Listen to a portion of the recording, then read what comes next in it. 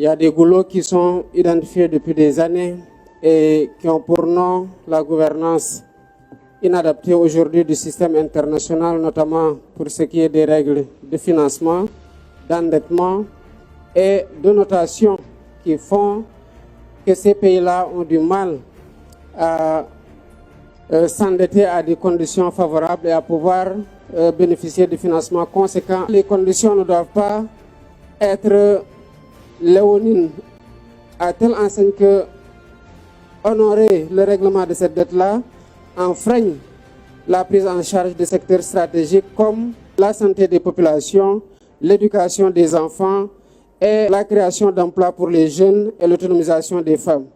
Le monde multilatéral est en difficulté, il ne faut pas le nier, mais est-ce qu'il faut sauver le système? Pourquoi faut-il sauver ce système? Pourquoi le sauver? Pour éviter déjà que ce que nous avons donc connu comme horreur par le passé ne revienne, et surtout pour ne pas oublier cet état de fait-là. Aujourd'hui, ce que nous voyons de plus en plus, c'est que quand des conflits surviennent, la Société des Nations, qui est devenue les Nations Unies, est aujourd'hui en retrait au profit d'initiatives privées ou bilatérales pour gérer des situations de conflit. L'exemple le plus parlant, c'est ce qui est arrivé récemment au Moyen-Orient, où un pays considère qu'il est en situation d'insécurité et décide d'aller attaquer un pays en prévention.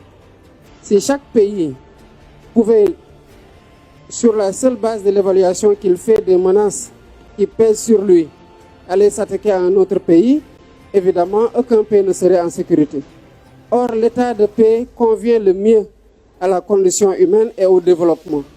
Et c'est par justement la promotion d'un multilatéralisme fort et inclusif qui ne fait pas de la Société des Nations, je reprends encore l'expression la plus ancienne des Nations Unies, un lieu de délibération où une seule voix peut prévaloir sur l'ensemble des voix parce qu'il y a des pays qui détiennent un système de veto qui fait que lorsque le monde considère que voilà ce qu'il est mieux aujourd'hui de retenir comme cadre d'action ou solution, un seul pays peut, sur la base de ses intérêts, décider que ce n'est pas ce qui convient le mieux, agir autrement ou enfreindre l'action collective.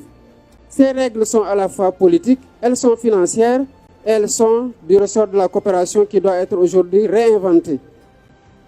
Quand vous avez une entreprise qui vient exploiter des ressources minières ou autres dans un pays sous-développé, la première chose à laquelle ces entreprises-là veillent, c'est quel est l'environnement fiscal?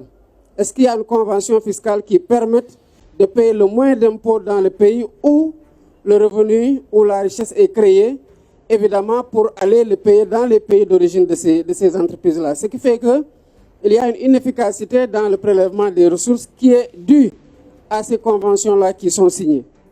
Et en même temps, quand ces pays-là ne parviennent pas à mobiliser beaucoup de ressources, ils font recours à l'endettement. Mais quand ils s'endettent dans les pays comme les nôtres, ce dont on a le plus besoin aujourd'hui, c'est des infrastructures qui coûtent cher.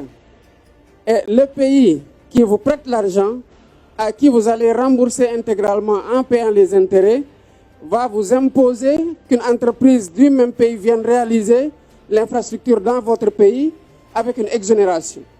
Donc l'entreprise viendra réaliser le marché dans votre pays, réaliser l'infrastructure sans payer d'impôts dans le pays et qui lui a donné l'opportunité de s'enrichir à travers un marché. Donc à quoi je m'attends le plus rapidement possible, c'est un nouveau cadre de convention fiscale qui permette une taxation des revenus dans les pays où la richesse est créée, à savoir les pays les moins développés.